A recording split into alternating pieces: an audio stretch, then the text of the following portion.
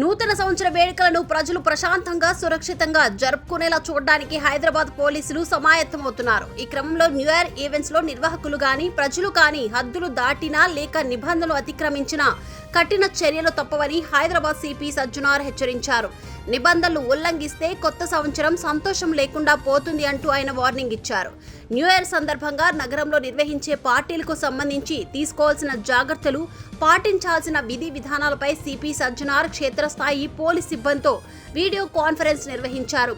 ఈ సందర్భంగా భద్రతా ఏర్పాట్లపై కీలక ఆదేశాలు జారీ చేశారు. ప్రతి ఈవెంట్ జరిగే ప్రాంతంలో తప్పనిసరిగా సీసీటీవీ కెమెరాలు ఏర్పాట్లు చేయాలని నిర్వాహకులను ఆదేశించారు.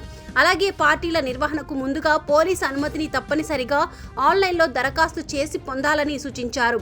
బహిరంగ ప్రదేశాల్లో నిర్వహించే వేడుకల్లో సౌండ్ సిస్టంలు, లౌడ్ స్పీకర్లు రాత్రి 10 గంటలకే పూర్తిగా నిలిపివేయాలని సిపి స్పష్టం చేశారు.